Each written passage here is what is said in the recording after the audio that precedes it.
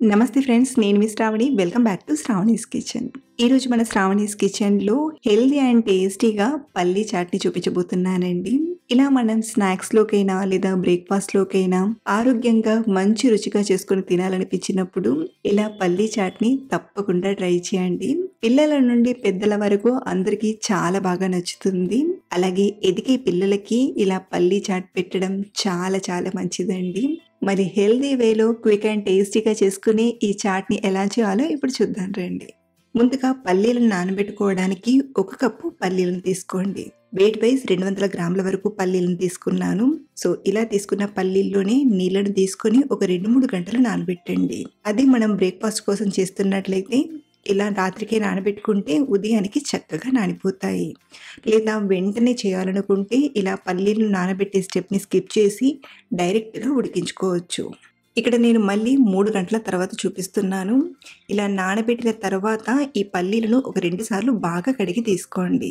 అలాగే పల్లీల్లో protein, fibre, vitamin, healthy fats చాలా బావుంటాయి. అవి ఆరోగ్యానికి చాలా చాలా మంచిదండి. ముఖ్యంగా మెదడును చురుగ్గా ఉంచడానికి, గుండె పనితీరును కూడా మెరుగ్గా చేస్తుంది.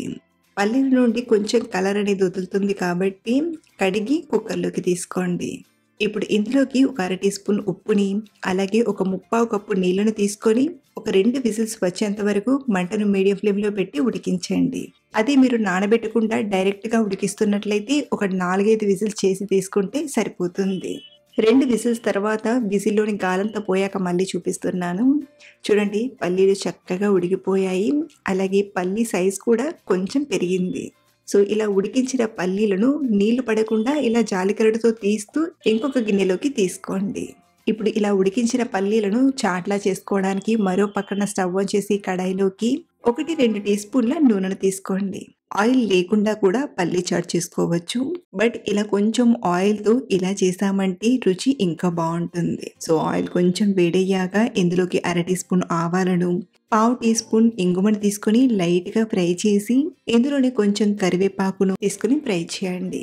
ఇవి ఇలా బాగా వేగాక మంటను లో ఫ్లేమ్‌లో పెట్టి అర టీ స్పూన్ కారం, అర టీ స్పూన్ గరం మసాలా పొడిని, అలాగే రుచికి సరిపడా ఉప్పును తీసుకోండి. ఆల్రెడీ పల్లీలు ఉడికించేటప్పుడు ఉప్పును తీసుకున్నాం కాబట్టి చూసుకొని తీసుకోండి. ఇప్పుడు వీటిని ఒకసారి బాగా కలిపి స్టవ్ ఆఫ్ చేసేసి పక్కకు తీసుకోండి. సో, ఇలా పెట్టిన పోపులోకి ఉడికించిన పల్లీలను తీసుకోండి. వీటితో పాటే సన్నగా తరిగిన ఒక ఉల్లిపాయ ముక్కల్ని, కొంచెం కొత్తిమీరాకును, అలాగే సన్నగా గ్రేట్ చేసిన క్యారెట్ తురుమును, అలాగే ఇందులోనే ఒక అర టీ స్పూన్ చాట్ మసాలా పొడిని కూడా తీసుకోండి. మీ దగ్గర చాట్ మసాలా లేకపోతే నిమ్మరసాన్ని కొంచెం పెంచుకొని తీసుకుంటే సరిపోతుంది.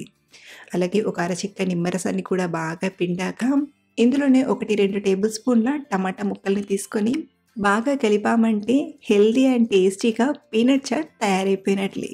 ఇలా మనం ఎప్పుడైనా సరే నోటికి రుచిగా హెల్తీగా చేసుకొని హ్యాపీగా తినేయొచ్చు.